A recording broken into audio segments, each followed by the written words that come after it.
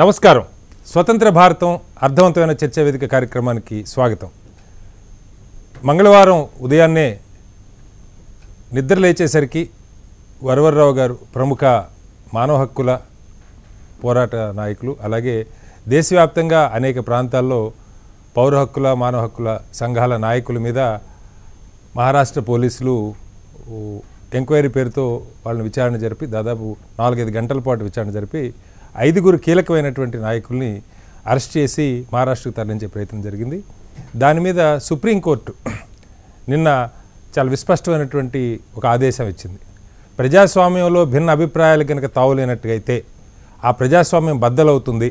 కాబట్టి భిన్న అభిప్రాయాలకు ఎప్పుడూ సమాజంలో స్పేస్ ఉండాలి అని చెప్తూ వారిని అరెస్ట్ చేయటం, జైల్లో పెట్టడం కాకుండా గృహ నిర్బంధంలోనే సెప్టెంబర్ 6వ తారీఖు వరకు ఉంచమని చెప్పడం జరిగింది.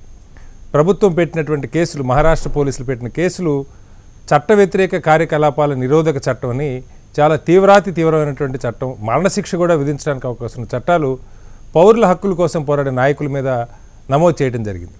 ఈ నేపథ్యంలో స్వతంత్ర భారతం ఈ అంశాన్ని చర్చకు తీసుకున్నది. చర్చలోకి వెళ్దాం.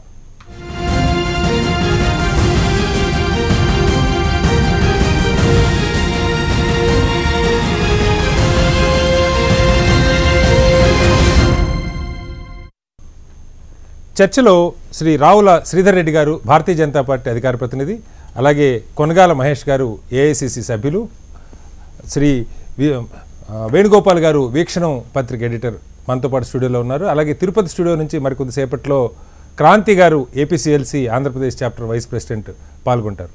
ముందుగా వేణుగోపాల్ గారు, మొన్నటి నుంచి మనం చూస్తూ ఉన్నాం, బహుశా మన పత్రికలు కూడా చాలా ప్రధానంగా అంశాన్ని కవర్ చేయడం జరిగింది. వెంటనే జాతీయ స్థాయిలో అన్ని పార్టీలు కూడా, ప్రతిపక్ష పార్టీలన్నీ కూడా చాలా పెద్ద ఎత్తున దాని మీద రియాక్ట్ కావటం, కోర్టులు ఎక్కడికక్కడే దీన్ని ఆపు చేయాలని చెప్పటం, అలాగే వరవర్రావు గారి విషయంలో కూడా సుప్రీంకోర్టు చాలా విస్పష్టంగా వారిని గృహ నిర్బంధంలో ఉంచమని, ఇందాక నేను చెప్పినట్టుగా భిన్న అభిప్రాయాలకి స్పేస్ ఉండాలని చెప్పి చాలా స్పష్టంగా చెప్పడం జరిగింది. అసలు ఏం జరిగి ఉంటుందంటారు? దీని భీమా కోరేగాం సంఘటనని వాళ్ళు కోర్టు చేస్తూ ఏకంగా ప్రధాని మీదనే హత్యా ప్రయత్నానికి కుట్ర జరుగుతూ ఉంది, ఆ కరస్పాండెన్స్ అంతా ఉందని చెప్పి మహారాష్ట్ర పోలీసులు చెబుతున్నారు. మీ అభిప్రాయం ఏంటి? నిజానికి ఇది చాలా పెద్ద చర్చ, 8 నెలలుగా జరుగుతున్న ఒక వ్యవహారం. 200 సంవత్సరాల కింద పీష్వా మహారాజులు ఒక హిందూ బ్రాహ్మణ పాలకులు, వాళ్లను ఓడించాలి అని దళితులు, మహర్లు బ్రిటిష్ సైన్యంలో, ఈస్ట్ ఇండియా కంపెనీ సైన్యంలో చేరి పీష్వాలను ఓడించారు. 200 సంవత్సరాల కింద జరిగింది. 1818 జనవరి 1న ఆ ఓటమి జరిగింది. ఆ సందర్భంగా 200 సంవత్సరాలు నిండిన సందర్భంగా మళ్ళీ మొన్న జనవరి 1న భీమా కోరేగాం శౌర్య దివస్ యాత్ర అనే పేరుతో ఒక యాత్ర జరపాలని మహారాష్ట్రలోని దళిత ప్రగతిశీల శక్తులన్నీ భావించాయి. 31వ తేదీ నాడు, సరిగ్గా ఒకరోజు ముందు, పూనాలో ఎల్గార్ పరిషత్ అని ఒక బహిరంగ సభ జరిపాయి. ఈ బహిరంగ సభలో 2 మాజీ న్యాయమూర్తులు, జిగ్నేష్ మేవానీ, రాధికా వేముల, ఒమర్ ఖలీద్ లాంటి చాలా కీలకమైన, ఇటీవలి కాలంలో చాలా ప్రముఖులైన వ్యక్తులందరూ వక్తలుగా ఉన్నారు. ఆ సభ తర్వాత మర్నాడు యాత్ర ప్రారంభమైంది. ఈ యాత్ర మీద శివ హిందూ ప్రతిష్టాన్ అనే సంస్థ దాడి చేసింది. సంఘ్ పరివార్కు చెందిన సంస్థలు దాడులు చేశాయి. దాడులు చేసి ఈ దాడుల్లో భాగంగా 3 దళిత కార్యకర్తలను హత్య చేశారు. ఈ దారిలో భీమా కోరేగాంలో ఒక 200 సంవత్సరాల కింద శివాజీ సోదరుడు శంభాజీకి సహాయం చేసిన ఒక దళిత నాయకుడి సమాధి ఉంది. ఆ సమాధిని ధ్వంసం చేశారు, నేలమట్టం చేశారు. ఈ 3 హత్యకు, సమాధి నేలమట్టానికి వ్యతిరేకంగా బొంబాయిలో ఆ తర్వాత హింసాకాండ చెలరేగింది. ఈ భీమా కోరేగాం హింసాకాండ మీద చర్చ నడుపుతున్నాం, కేసులు నడుపుతున్నాము అని అప్పటి నుంచి చర్చ 8 నెలల నుంచి నడుస్తూ ఉన్నాయి. వెంటనే దళిత ప్రగతిశీల శక్తులు మహారాష్ట్రలో అడిగింది ఏమిటంటే, ఈ హింసాకాండకు కారణమైన 2 శివ హిందూ ప్రతిష్టాన్ నాయకులు శంభాజీ బిడే, మిలింద్ ఎగ్బోటే, ఈ 2 మీద శిక్ష వేయాలి, 2ని విచారణకు తీసుకోవాలి. ఈ 2 కల్ప్రిట్స్ అని. వాళ్ళు ముందస్తు బెయిల్ కోసం కింది కోర్టును అప్రోచ్ అయ్యారు, కింది కోర్టు ఇవ్వలేదు. హైకోర్టును అప్రోచ్ అయ్యారు, హైకోర్టు ఇవ్వలేదు. సుప్రీంకోర్టును అప్రోచ్ అయ్యారు, సుప్రీంకోర్టు ఇవ్వలేదు. అయినా మహారాష్ట్ర ప్రభుత్వం వాళ్ళని అరెస్ట్ చేయలేదు, ఇవాళకి అరెస్ట్ చేయలేదు. 8 నెలలు గడిచింది హింసాకాండ జరిగి. అందువల్ల మహారాష్ట్రలో దళిత ప్రగతిశీల శక్తులు వీళ్ళ అరెస్టు కోసం చాలా పెద్ద ఎత్తున ఆందోళన చేస్తున్నాయి. ఈ ఆందోళనను పక్కదారి పట్టించడానికి భీమా కోరేగాం హింసాకాండ ఎల్గారు పరిషత్ సభ వల్ల జరిగింది, ఆ సభకు మావోయిస్టులు సహకరించారు అనే పేరుతో జూన్లో ఒక అరెస్టులు ప్రారంభించారు.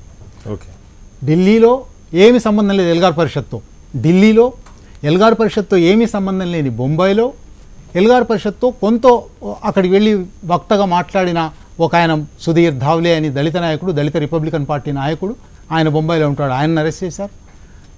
సురేంద్ర గాడ్లింగ్ అని నాగ్పూర్లో దళిత న్యాయవాది, 30 సంవత్సరాలుగా చాలా ప్రముఖుడైన న్యాయవాది, ఆయన మీద ఒక 5-6 అరెస్ట్ చేశారు. ఈ అరెస్ట్ అంటే అసలు ప్రారంభమైంది ఆర్ఎస్ఎస్ హింసాకాండ, అక్కడి నుంచి దాన్ని ప్రగతిశీల శక్తులు ప్రగతిశీల శక్తులు చేసిన హింసాకాండగా మార్చారు. ఎన్ని బై ప్రోడక్ట్స్ వచ్చాయో చూడండి. అక్కడి నుంచి వీళ్ళని అరెస్ట్ చేసిన తర్వాత ఈ అరెస్ట్ అయిన వాళ్ళలో ఢిల్లీలో అరెస్ట్ అయిన ఒక పరిశోధక విద్యార్థి రోనా విల్సన్ ల్యాప్టాప్లో ఒక 3 ఉత్తరాలు దొరికాయి. ఆ 3 ఉత్తరాలలో ప్రధానమంత్రి నరేంద్ర మోడీ హత్యా ప్రయత్నానికి కుట్ర జరిగినట్టుగా ఒక ఆధారం ఉంది అని ఇంకొక బై ప్రోడక్ట్ వచ్చింది.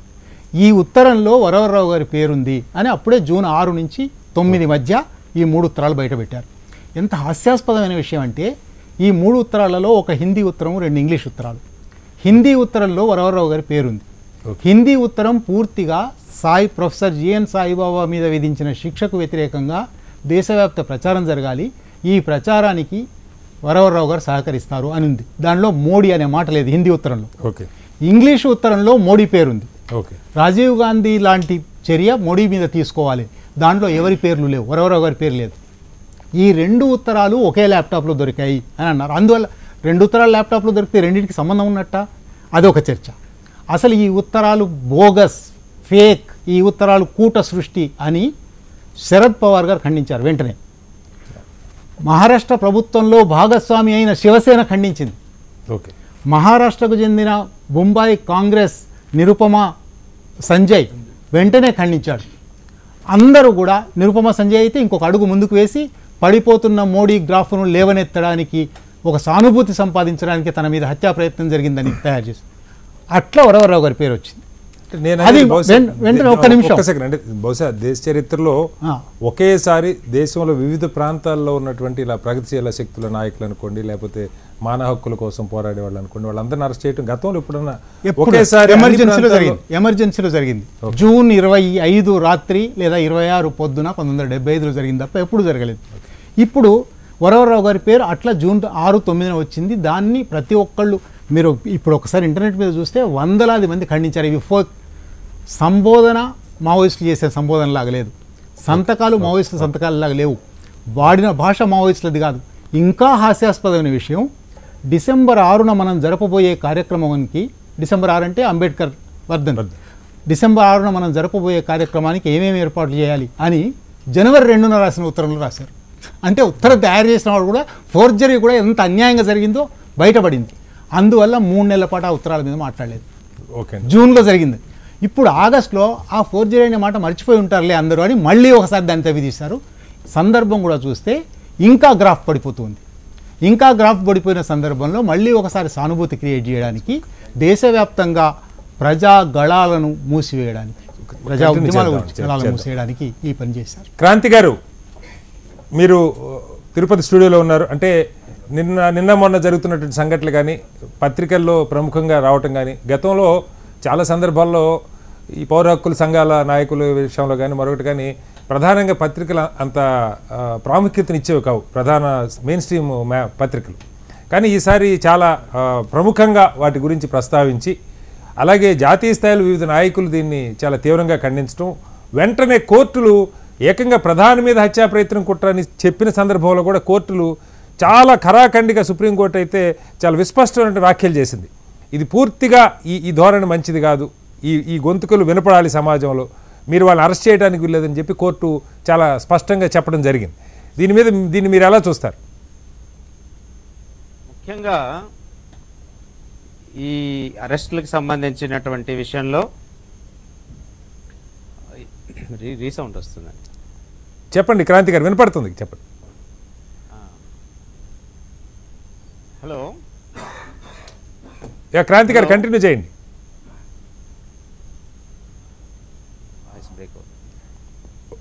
ఓకే, క్రాంతి గారిది కొంచెం టెక్నికల్ ప్రాబ్లం ఉంటుంది. మహేష్ గారు, రాహుల్ గాంధీ గారు కూడా చాలా స్పష్టమైన కామెంట్స్ చేశారు. అంటే ఆర్ఎస్ఎస్ తప్ప ఇంక దేశంలో ఏ గొంతు ఉండకూడదా అది ఇదని చెప్పి, సరే ఎన్జిఓలు ఉండకూడదా అని చెప్పి ఆయన మాట్లాడటం కొంత దీనిగా కనపడతాం.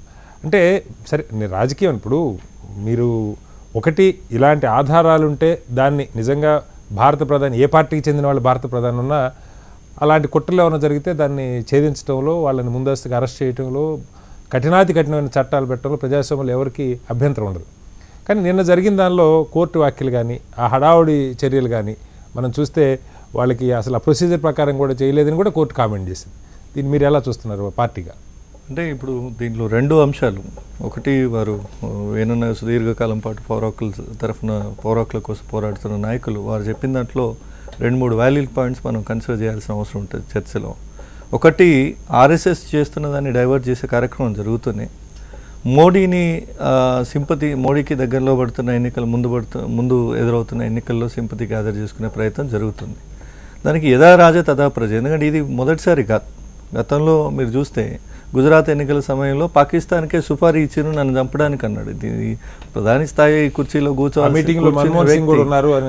కూర్చున్న వ్యక్తి ఈ రకమైనటువంటి ఒక ఇర్రెస్పాన్సిబుల్ బాధ్యతారహితమైనటువంటి వ్యాఖ్యలు చేసి కింది వాళ్ళకి ఏం సందేశం పంపుతున్నారు, మీరేమన్నంటే నన్ను చంపుతున్నారు అని చెప్పండి, ఎక్కడ ఎవరు దొరికినా కూడా ఇదే బదనాం చేయండి అనే కార్యక్రమే కదా.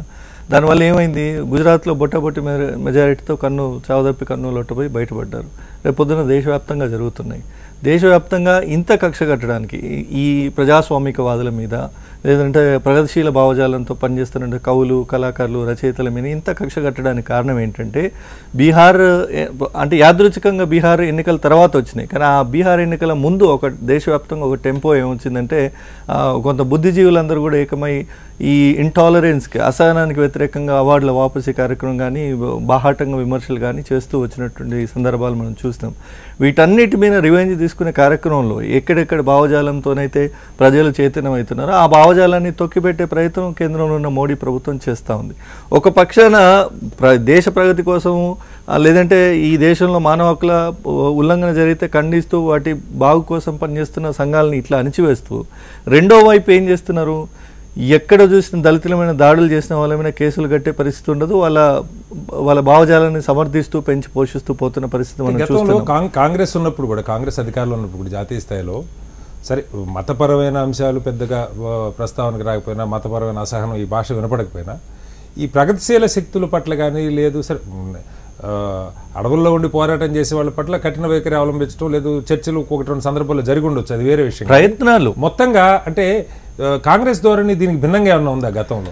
నేనేమంటున్నానంటే మీరు ఇందాక అన్నట్టుగా దేశ ప్రధానిని హత్య కోసం కుట్ర చేసే శక్తులు ఏమున్నా కూడా తీసుకొచ్చి ఆధారాలతో దేశం ముందు పెట్టండి, కోర్టుల ముందు పెట్టండి, జైల్లో పెట్టండి. Without a proper evidential documents లేకుండా తీసుకొచ్చి ఎవరిని పడితే వాళ్ళని అరెస్ట్ చేసి లోపలేస్తామంటే ఈరోజు సుప్రీంకోర్టు చేసినట్టు వ్యాఖ్యలు మళ్ళీ పూణే నుంచి వెనక్కి తీసుకొచ్చి గృహ నిర్బంధం పెట్టి అట్లీస్ట్ ఆయనకు బయట స్వేచ్ఛ లేకుండా కట్టెలు చేసి 6వ తారీఖు వరకు ఆగమన్నటువంటి పరిస్థితి మనం చూస్తాం. ఆధారాలతో దొరికితే డెఫినెట్గా ఎవరి మీదనే చర్యలు తీసుకోవాలి. దానికి ఏ పార్టీ వాళ్ళు కానీ ఇది కానీ, ఇప్పుడు మీరు చూసింటారు కాంగ్రెస్ పార్టీ రాహుల్ నాయకత్వంలో ముందు పోతున్న క్రమంలో ఏదో మాటల సందర్భంలో మణిశంకర్ అయ్యర్ గారు చేసినట్టు ఒక చిన్న రిమార్క్, పర్సనల్ రిమార్క్ కింద తీసుకొని సీనియర్ అంటే వాళ్ళ తండ్రి గారితో రాజీవ్ గాంధీతో సహచరుడిగా పనిచేసి పంచాయతీరాజ్ వ్యవస్థ పట్టించడం కోసం ఎంతో కృషి చేశాడు, ఆయన కూడా తీసి పక్కకు పెట్టింది పార్టీ. సో అట్లాంటి చర్యలకు కూడా మేము వెనుకకు పోతలేం, పార్టీ వెనుకకు పోతలేదు. నేను చెప్పొచ్చేది ఏంటంటే ఈ సొంత పార్టీ నేతలే అట్లా ఉన్నప్పుడు మన క్రమశిక్షణ చర్యలు ఇనిషియేట్ చేసిన పార్టీ ఎవరన్నా నిజంగానే ఇట్లాంటి కార్యక్రమాలకు దిగితే డెఫినెట్గా పర్సనల్ రిమార్క్స్నే సహించలేదు అంటే ఈ రకమైన కార్యక్రమాలు దిగితే సమర్థించే పరిస్థితి లేదు. కానీ ఈ సందర్భం అట్లా లేదు. కక్షగట్టి ఈ శక్తులను అణచివేసే కార్యక్రమం చేస్తూ ఉంది. సుప్రీంకోర్టు చెప్పినటువంటి మాటలు కానీ, ఏది నేషనల్ హ్యూమన్ రిసోర్స్ కమిషన్ చెప్పినటువంటి జాతీయ మానవ హక్కుల సంఘం చెప్పినటువంటి మాటలు కానీ, వీళ్ళ అరెస్టు విషయంలో ఎవరన్నా తప్పు చేస్తే లేదంటే ప్రాపర్గా వాళ్ళ దగ్గర ఎవిడెన్స్ ఉంటే అరెస్టు చేయడానికి, కేసులు కట్టడానికి, విచారించి చట్ట ప్రకారం చర్యలు తీసుకోవడానికి ఎవరం వ్యతిరేకం కాదు. నేను ఈ మాట ఏ షూస్లో ఉండి మాట్లాడుతున్నాను, మీరు చూస్తే ఛత్తీస్గఢ్ అంటే రాష్ట్రంలో మా మొదటి శ్రేణి నాయకత్వం మొత్తం పోయింది, ఇదే వ్యవస్థకు బలైంది. గతంలో కూడా అనేక సార్లు ఇక్కడ ఈ రాష్ట్రంలో కూడా ఎంతో చాలా మంది మంది ముఖ్య బలయ్యారు, నాయకులను చాలా మంది బలయ్యారు చాలా కోల్పోయినాం. సందర్భాల్లో. అయినా కూడా ప్రజాస్వామ్యం 4 కాలాల పాటు మలనాలంటే ప్రశ్నించే గొంతుకలు కూడా ఈ సమాజానికి అవసరమైన భావంతో నేను ఈ వర్షన్ తీసుకుని వస్తున్నాను. డెఫినెట్ గా ఆధారాలు ఉంటే చేయాల్సిందే. కానీ హ్యూమన్ రిసోర్స్ మన జాతీయ మానవ హక్కుల సంఘం చెప్పిన మాట కూడా ఏంటి, అరెస్టు విషయంలో ప్రాపర్ గా వ్యవహరించలేదు, చట్ట ప్రకారం వ్యవహరించలేదు, ఆధారాల యుక్తంగా కేసులు కట్టలేదు. కాబట్టి ఆధారాలతో ముందుకు రమ్మన్నారు. వాళ్ళు ఏం ఆధారాలు ప్రొడ్యూస్ చేస్తారో ఇంకా తేలాల్సిన అవసరం. క్రాంతి గారు ఇందాక మీ వాయిస్ డిస్టర్బెన్స్ వచ్చింది, మీరు మొత్తం వింటూ ఉన్నారు. ఒకవైపు కోర్టుల వ్యాఖ్యలు, మరోవైపు భారత ప్రధాని మీదే ఒక హత్యా ప్రయత్నం కుట్ర జరుగుతుందని చెప్పి మహారాష్ట్ర పోలీసులు కొన్ని లేఖలు రిలీజ్ చేసిన జూన్ నుంచి వచ్చి ఉండొచ్చు. సరే, కొంత గందరగోళంగా ఉన్నాయి అంటున్నారు. అంటే మొత్తంగా అంటే మీరు ఒకటి, ఇప్పుడు హక్కులు పౌరులకేనా, భారత ప్రధానికి రక్షణ ఉండాల్సిన అవసరం లేదా, లేదు అలా నిజంగా ఏదైనా కుట్ర జరిగితే కొంచెం అగ్రెసివ్గా పోలీసులు వ్యవహరించాల్సిన అవసరం ఉందనుకుంటున్నారా లేదనుకుంటున్నారా? ప్రాథమికంగా మంత్రి మీద హత్య కుట్ర చేశారనేటువంటిది హాస్యాస్పదమైనటువంటి విషయం. పోలీసుల కథనం మేరకే వాళ్ళు చెప్పినటువంటి విషయం ఏంటంటే, వాళ్ళకు దొరికినటువంటి లేఖల్లో ఈ మావోయిస్టు పార్టీ సెంట్రల్ కమిటీకి చెందినటువంటి ఒక వ్యక్తి ప్రధానమంత్రి మీద రాజీవ్ గాంధీ తరహాలో ఒక మానవ బాంబుని ప్రయోగిస్తే ఎలా ఉంటుందని ఒక ఆలోచన ఉంది అని చెప్పారు. అంటే ఈ దేశంలో ప్రధానుల మీద హత్య కుట్రలు మొదలు కాదు కదా క్రాంతి గారు. గతంలో ఇందిరాగాంధీ హత్య గురి కాబడ్డారు, రాజీవ్ గాంధీ హత్య గురి కాబడ్డారు, చాలా మంది రాష్ట్రాల నాయకులు హత్య గురి కాబడ్డారు. కాబట్టి ఏదో కొన్ని శక్తులు వీళ్ళని, నా క్వశ్చన్ అడుగుతా ఉన్నాను, ఏదో కొన్ని శక్తులు ఇలాంటి హింసకి పాల్పడుతున్న సంఘటనలు కూడా ఉన్నాయి కదా, మరి దీన్ని ఎలా చూడాలి? మావోయిస్టు పార్టీ రాజకీయాలని అర్థం చేసుకున్నటువంటి వాళ్ళు, ఆ పార్టీ చరిత్ర చూసినటువంటి వాళ్ళు ఎవరు కూడా వాళ్ళు మానవ బాంబుల ద్వారా వ్యక్తులను హతమారుస్తారు అనేటువంటిది ఆశాస్పదమైన విషయం. అతనే చెప్పాడు దాంట్లో. మామూలుగా పోలీసుల యొక్క లేఖలోనే, వాళ్ళు సృష్టించినటువంటి లేఖలోనే వాళ్ళ వర్షన్ ప్రకారమే ఈ అంశాన్ని పొలిట్ బ్యూరో చర్చిస్తే మావోయిస్టు పార్టీ దీన్ని అంగీకరించదు, మావోయిస్టు పార్టీ స్టాండర్డ్స్ ప్రకారము, దాని విలువల ప్రకారము ఇటువంటి దాడుల్ని ప్రోత్సహించదు అని కూడా ఉంది. అలాంటప్పుడు ప్రధానమంత్రిని హత్య చేసేదానికి మావోయిస్టు పార్టీ కుట్ర పనింది, ఆ కుట్రలో హక్కుల సంఘాలకు చెందినటువంటి వాళ్ళందరూ కూడా పాత్ర ఉంది అనేటువంటి ఆరోపణ అనేటువంటి చాలా హాస్యాస్పదమైనటువంటి విషయం. రెండోది, పోలీసులు అరెస్ట్ చేసేదానికి ప్రయత్నం చేసినటువంటి 5 మంది వ్యక్తులు కూడా వాళ్ళ జీవితాల్లో మొత్తం ప్రజల యొక్క హక్కుల కోసం, అణగారిన వర్గాల హక్కుల కోసం పనిచేసినటువంటి చాలా ప్రముఖులు. మరి ఇటువంటి వాళ్ళ మీద అరెస్ట్ చేసేటప్పుడు కనీసం ఢిల్లీ హైకోర్టు ప్రశ్నించినప్పుడు, మా పూణే పోలీసులు ప్రశ్నించినప్పుడు, మీరు వీళ్ళని అరెస్ట్ చేయడానికి ఉన్నటువంటి కారణాలు ఏంటి అంటే వాళ్ళు ఏమాత్రం ఒక చిన్న ఆధారాన్ని కూడా చూపించలేకపోయినారు. ఈ విధంగా ఆధార రహితంగా వాళ్ళు సృష్టించుకున్నటువంటి కొన్ని లేఖల ఆధారంగా ప్రభుత్వానికి వ్యతిరేకంగా పనిచేస్తున్నటువంటి హక్కుల సంఘాల నాయకుల యొక్క నోళ్లు నొక్కడానికి వాళ్ళు ఈ అరెస్టులకు పాల్పడుతున్నారనేది అర్థమవుతుంది. ఈ విషయాన్ని నిన్న సుప్రీంకోర్టు చేసినటువంటి వ్యాఖ్యానాలు చాలా స్పష్టంగా ప్రస్ఫుటిస్తున్నాయి. ఇప్పుడు సుప్రీం ఒకటి పౌర హక్కుల నాయకుల మీద, ఒకటి ఈ మీరు చెప్పిన నాయకులంతా నిజంగా పౌరులకి హక్కులకి భంగం కలిగినప్పుడు మాట్లాడుతున్న మాట వాస్తవమే, కానీ ది సేమ్ టైం హింసకు జరిగినప్పుడు, పోలీసులు బలైనప్పుడు, లేకపోతే నాయకులు బలైనప్పుడు పౌర హక్కుల సంఘాల నాయకులు నోరు మెదపట్లేదని విమర్శ కూడా ఉంది. దాన్ని మీరు ఏ రకంగా చూస్తారు? ఇది అనాదిగా ప్రభుత్వం, పోలీసులు హక్కుల సంఘాల మీద చేస్తున్నటువంటి ఆరోపణేనండి. హక్కుల సంఘాలు ఈ ప్రశ్నకి చాలా సందర్భాల్లో సమాధానం చెప్పాయి. మా సమాధానం ఏంటంటే, ఒకవేళ ఏ వ్యక్తి అయినా నేరం చేస్తే ఆ వ్యక్తి చట్ట ప్రకారం ఆ వ్యక్తి మీద చర్య తీసుకునేటువంటి హక్కు పోలీసులకు ఉంది. ఇక్కడ మావోయిస్టులో లేకపోతే ఇంకో తీవ్రవాదులో ఎవరైనా చంపితే వాళ్ళ మీద హత్యా నేరం కింద నేరాన్ని మోపుతున్నారు. అయితే ఎన్కౌంటర్ విషయంలో మాత్రం పోలీసుల మీద హత్యా నేరం కింద నేరం మోపడంలే. చట్టం తన పని తాను చేయటం లేదనేటువంటి చోట మాత్రమే హక్కుల సంఘం మాట్లాడుతుంది. వాళ్ళ మీద నేరం చేసినప్పుడు ఎన్కౌంటర్లు కాదు క్రాంతి గారు నేను అడిగేది ఎన్కౌంటర్లు కాదు. అనేక సందర్భాల్లో మావోయిస్టులు మరొకళ్ళు బాంబ్ బ్లాస్టులు చేసి లేదు పోలీసు వాహనాలను పేల్చేసిన సందర్భాలు బోల్డ్ అని ఉన్నాయి. అనేక మంది సాధారణ కానిస్టేబుల్ లాంటి వాళ్ళు చనిపోయిన సంఘటనలు కూడా ఉన్నాయి. ఈ దేశంలో చాలా చోట్ల చాలా సందర్భాల్లో జరిగినాయి. అలాంటప్పుడు దాన్ని లేవండి, 1-2 సందర్భాల్లో మాత్రమే అలా జరిగింది. వాటిని పౌర హక్కుల సంఘాలు ఖండించారా? పౌర హక్కుల సంఘాలు ఖచ్చితంగా ఈ విషయంలో సామాన్య ప్రజల యొక్క ప్రాణాలకు హాని జరిగినప్పుడు స్పందిస్తుంది. ఓకే, అంటే ఖండించడానికి ఒక పద్ధతి ఉంటది. ఆ పద్ధతి ప్రకారం హక్కుల సంఘాలు ఒక అప్పీల్ చేస్తున్నాయి పార్టీలకి. ఇటువంటి సంఘటనలకు పాల్పడడం వల్ల అమాయకుల ప్రాణాలు ముప్పు ఉంటుంది కాబట్టి ఆ దిశలో మీరు జాగ్రత్తగా ఉండాలి, సామాన్య ప్రజల ప్రాణాలకి హాని కలిగించకుండా ఉండాలని చెప్పేటువంటి రీతిలో హక్కుల సంఘాలు స్పందిస్తున్నాయి, విజ్ఞప్తులు కూడా చేస్తున్నాయి.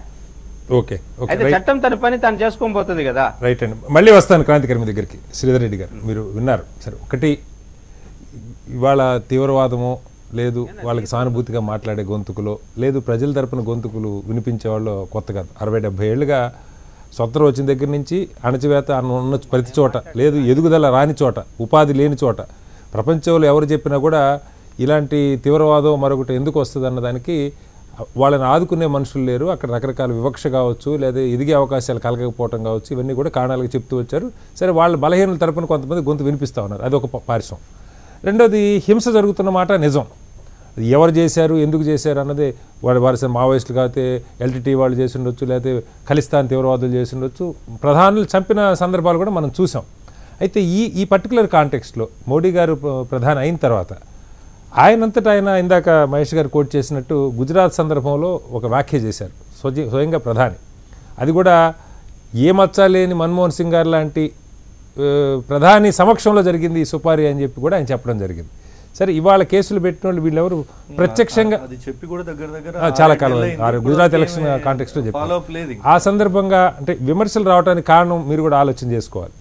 ఆ సందర్భంగా చేసిన కామెంట్స్ మీద ఎవరి మీద చర్యలు లేవు. ఇవాళ అరెస్టులు చేసిన వాళ్ళంతా వరవరరావు గారితో సహా మొదలు పెడితే చాలామంది మీరు అన్నట్టు కొంత మావోయిస్ట్ సానుభూతి పరులుగా ఉండుండొచ్చు, లేదంటే పేదల తరపున గొంతు వినిపిస్తుండొచ్చు, ఇవన్నీ నిజమే. కానీ వీళ్ళెవరు ప్రత్యక్షంగా హింసలో పాల్గొన్న సందర్భాలు ఎక్కడా లేవు. గోల్డ్ మెడలిస్టులు కూడా ఉన్నారు, అరెస్ట్ అయిన వాళ్ళు ఢిల్లీ యూనివర్సిటీ నుంచి గోల్డ్ మెడల్స్ తీసుకున్న వాళ్ళు కూడా ఉన్నారు. వీళ్ళలో చాలామంది మేధావులే, నిజంగా మేధావులు. సరే, ఏ లైన్లో పనిచేస్తున్నారు అన్నది మీకు అభ్యంతరం ఉండొచ్చు. దీన్ని వీళ్ళందరికీ ఈ విమర్శలు, పార్టీల విమర్శలు, ప్రగతిశీల సంఘాల విమర్శలు పక్కకు పెట్టి కోర్టు కూడా చాలా విస్పష్టంగా నిన్న సుప్రీంకోర్టు ఏకంగా ప్రధాని మీద హత్యా ప్రయత్నం చెప్పిన సందర్భంలో కూడా కోర్టు చాలా షూడ్గా వాళ్ళు విమర్శలు చేయడం జరిగింది. ఇది ఈ గొంతులను అడ్డుకోవటం, ప్రజాస్వామ్యం బద్దలయ్యేట్టుగా చేయటం అని చెప్పి కోర్టు కామెంట్స్ చేస్తా ఉంది. మీరు ఎలా చూస్తారు? ఇప్పుడు ప్రశ్నించే గొంతుకలు ప్రజాస్వామ్యంలో ఉండాలా, సమాజంలో ఉండాలనే విషయంలో నేను ఖచ్చితంగా సమర్థిస్తాను. నేను చిన్నప్పటి నుంచి కూడా ఇవాళ ప్రజా జీవితంలోకి అందరం పనిచేస్తూ ఉన్నాం. ఒక్కొక్కరు ఒక లైన్ ఆఫ్ థింకింగ్ తీసుకుంటారు, సిద్ధాంతం తీసుకుంటారు, దాన్ని బట్టి పనిచేస్తూ ఉంటారు. ఎప్పుడన్నా నన్ను ఏదైనా స్కూల్కో కాలేజీకో పిలిస్తే, even from the college days ఏదైనా మాట్లాడడానికి, నేను యూత్కి ఇవాళకి కూడా ఒకటే విషయం చెప్తాను. ఎప్పుడైనా కానీ మీరు ప్రశ్నించే తత్వాన్ని కోల్పోతే చచ్చిపోయినట్టే లెక్క మనిషి అనేవాడు. అయితే సమాజంలో ప్రశ్నించే తత్వం అనేది ఇవాళ ఏ స్థాయిలో ఉంది, మన విద్యారంగం ఎంత మేరకు నేర్పుతోంది, సమాజం ఎంత మేరకు నేర్పుతోంది, తల్లిదండ్రులు ఎంత మేరకు నేర్పుతున్నారు, వ్యవస్థలు ఏ విధంగా మనం ప్రోత్సహిస్తూ ఉన్నాయి, అడ్జస్ట్ కమ్మని చెప్తున్నాయా, ప్రశ్నించమని చెప్తున్నాయా అనే ఒక విషయం మీరు అందరూ ఒకసారి చేసుకోండి, అంటే ఆత్మశోధన చేసుకోమని చెప్తా ఉన్నా. కాబట్టి ఆ విషయంలో ఒక జాతీయవాద స్ఫూర్తితోటి ఆ సిద్ధాంతంతో పనిచేసే నాలో గాను నా సహచరులు ఎవరైనా కానీ, మీరు మాట్లాడే సంఘ పరివార సంస్థలు ఎవరైనా కానీ ఎవరు కూడా ఆ ప్రశ్నించే తత్వం ఉండొద్దు అని చెప్పేసి కోరుకోవట్లేదు. కోరు దాన్ని ప్రోత్సహిస్తారు ప్రశ్నించే తత్వాన్ని. అయితే నీ జాతి లేకపోతే ఈ దేశం, ఈ యొక్క దేశం యొక్క అస్తిత్వం, వీటన్నిటికీ ప్రమాదం వచ్చే విధంగా పాశ్చాత్య సంస్కృతి ప్రభావంలో కానీ ఎవరు డిసైడ్ చేస్తారు ఇక్కడ? అంటే ఒక చిన్న ఇంటరప్షన్. మీరు చెప్పిన దాన్ని ఎవరు డిసైడ్ చేస్తారు? దేశం యొక్క మీరు అడిగిన దాన్ని ఎవరు డిసైడ్ చేస్తారు? మీకు ఎట్లా అడిగేదానికి మీరు చెప్పిన అడగొచ్చు, మీరు అడగొచ్చు. నన్ను మాట్లాడేవాళ్ళు. నేను క్వశ్చన్ వేస్తున్నాను, నేను చెప్పిన తర్వాత చెప్పుకోవచ్చు, నా భావం చెప్పిన తర్వాత చెప్పాను. కాబట్టి ఈ యొక్క సైద్ధాంతికంగా పనిచేసే వాళ్ళు ఎవరం కూడా ప్రశ్నించే తత్వాన్ని వద్దనుకోవట్లేదు. కానీ ఈ దేశం మీద సంస్కృతి కావచ్చు, సంప్రదాయం కావచ్చు, జాతీయవాద భావం కావచ్చు, ఈ దేశం అనేటటువంటి ఒక పద్ధతినే ఈ దేశం కాదు అని చెప్పేసి మాట్లాడే గొంతుకల్ని ప్రశ్నించాల్సి వస్తే మాత్రం మేము తుపాకీతో కాల్చి చంపేద్దాం అన్నప్పుడు అంటే మరి దాన్ని ఎవరు సమర్థించాలి? మీరు హక్కుల్ని ప్రశ్నిస్తేనే అంటే ఎవరైనా ఒక వాదాన్ని ముందు తీసుకొస్తున్నప్పుడు వాళ్ళని ప్రశ్నిస్తేనే ప్రశ్నించే గొంతుకులను ఆపుతున్నారని మీరు మిమ్మల్ని ఎవరైనా వివేదిస్తే పోలీస్ ఆఫీసర్ నుంచి మొదలుపెట్టుకొని వైద్యుల దాకా, సాధారణ గ్రామంలో సర్పంచ్ నుంచి మొదలుపెట్టి వార్డు మెంబర్ దాకా, మహిళల నుంచి మొదలుపెట్టి ఇంకెవరినైనా తుపాకీ గొట్టంతో కాల్చి చంపుతామన్న వాళ్ళను మరి దాన్ని ఏ విధంగా సమర్థించే వాళ్ళనే వాళ్ళు అరెస్ట్ చేశారు. చెప్పనివ్వండి, నా భావం కంప్లీట్ కాలేదు, నేను మిమ్మల్ని చెప్తాను. వాళ్ళు ఇవాళ వరవర్రావు కానీ ఇంకా మిగతా ఎవరైనా కానీ ఈ పెద్దలందరూ కూడా ఎవరిని సమర్థిస్తూ ఉన్నారు? వీళ్ళందరూ కూడా మావోయిస్టుల సమర్థులు, మావోయిస్టు విధానాన్ని సమర్థించేవాళ్ళు. ఈ దేశం కాంగ్రెస్ పార్టీ ఉన్నప్పుడే మావోయిస్టుల్ని నిషేధించారు. నిషేధిత గ్రూపు అడవులలో ఉండి తుపాకులు పెట్టుకొని వచ్చి ప్రశ్నించే గలం పేరుతోటి చంపేస్తున్నారు అని నేను అంటున్నాను అనుకోండి. ఫర్ ఎగ్జాంపుల్ తప్పారంటే మనం చాలా చర్చ హెచ్ఎండి వన్ డే మొత్తం చర్చ పెట్టండి, దీనికి సమాధానం దొరుకుతుంది. అయితే ఆ చంపే అధికారం ఎవరు ఇచ్చారు? మా ఇంతమంది మిత్రులు చెప్పారు, పోలీసు వాళ్ళ మీద కేసు పెట్టాలా? వాళ్ళకు పోలీసు, ఈ సమాజం పోలీసు వ్యవస్థను సృష్టించుకుంది, మమ్మల్ని రక్షించుకోవడం మీరు ఉండమని చెప్పింది, వాళ్ళకు తుపాకులు ఇచ్చింది, వాళ్ళకి లైసెన్సులు ఇచ్చింది. అన్ని విషయాలు వస్తాయి చెప్పేదండి సార్. ఒకటి నేనేమంటే ఆయన ఏం మాట్లాడతాడు, చంపేవాడు అడవిలో నుంచి వచ్చి చంపినా వాడి మీద కేసు పెట్టాలి, వీళ్ళ మీద కేసు పెట్టాలి. వీళ్ళు ఇవాళ నేనేమంటున్నా అంటే జరిగితే కేసు పెట్టక్కర్లేదు ఎవరు డిసైడ్ చేయాలా?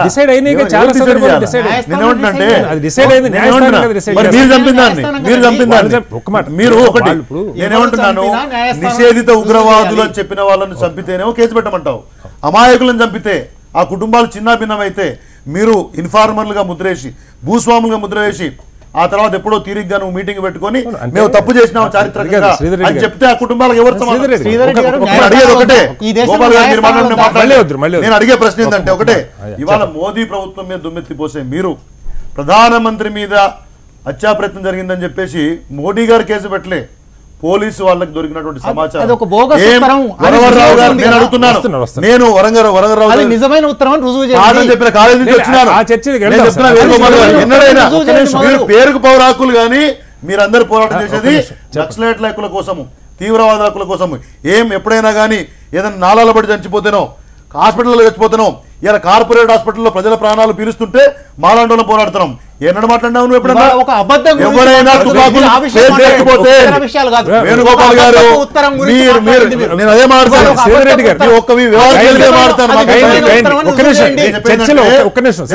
మీరు ఇవాళ పోలీసులు తప్పంటున్నారు. నేను పరస్పర విమర్శల కోసం పిలవలేదు సార్. నేనేమన్నానంటే ఈ చర్చ కొంచెం మేము ఒక ఈ భిన్నాభిప్రాయాలు పాతుకుపోయిన భిన్నాభిప్రాయాలు లేవని నేను ఒకటే ప్రశ్న అడుగుతాను. ఇప్పుడు మనకు ఒక చట్టం, ఒక వ్యవస్థ ఉంది. ఈ వ్యవస్థలో బూటకపు ఎన్కౌంటర్లు చెల్లవన్నది కోర్టులే చెప్తా ఉన్నాయి. చట్టాలు చెల్లకూడదు అన్నారు. అంటే ఒక మనిషి నీకు దోషిగా దొరికితే నువ్వు వాళ్ళ మీద 100 కేసులు ఉండొచ్చు, వాళ్ళని మీరే కాల్చి చంపకూడదు అన్నది చట్టం చెప్తున్నటువంటి ఎన్కౌంటర్ ఎన్కౌంటర్ కి బూటకపు ఎన్కౌంటర్ తేడా ఉందా లేదా మీరు నిర్ణయించిన తర్వాత చూద్దాం. వాళ్ళు అడిగేది కేసులు అడుగుతున్నాను. ఇవాళగా వరవర్రావు గారు కానీ వేణుగోపాల్ గారు కానీ నేను నా చిన్నప్పటి చూస్తున్నాను. ఎక్స్ట్రీమిస్ట్ ప్రభావానికి గురైనటువంటి కుటుంబాల నుంచి వచ్చాను. నేను ఆ కాలేజీలో చదువుకున్నాను. ఆ ప్రభావం ఎవరైనా కూడా వ్యక్తిగత నాకు వదిలేదు.